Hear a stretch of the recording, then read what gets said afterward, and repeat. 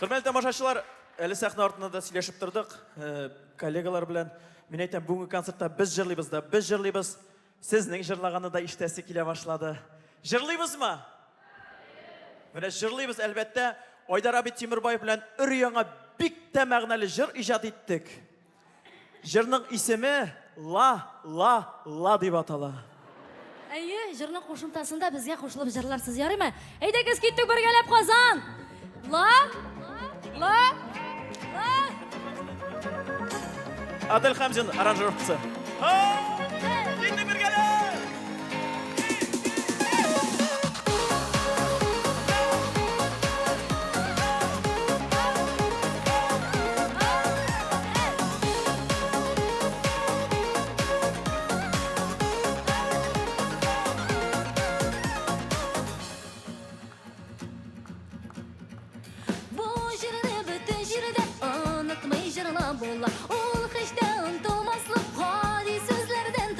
Bu şırını şır көңілдән қайда да шырлап була.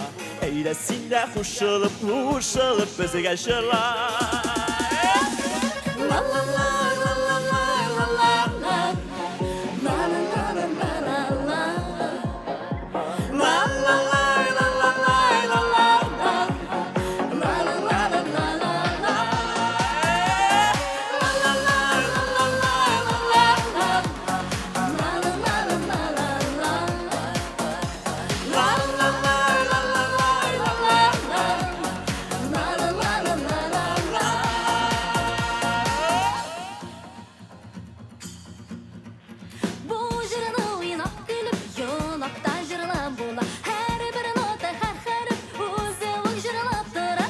Şırını yaşı qartı balada şırlıyala.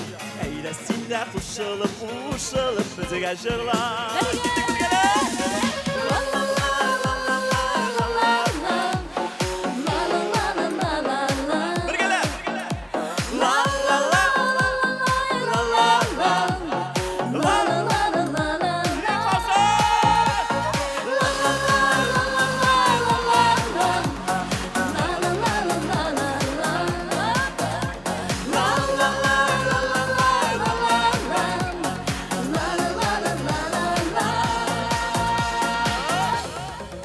Barımızda kollarını kötərdik. Barımızda balkonda. Hazır bir gələm iyimiz bizlik artdan. İyi.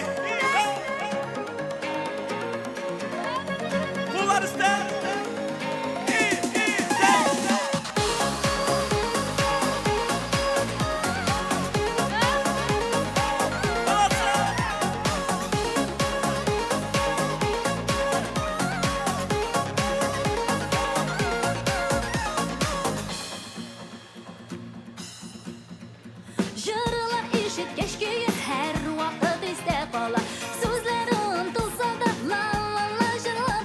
Bizning jır üzü şunday barsına şırlıyala.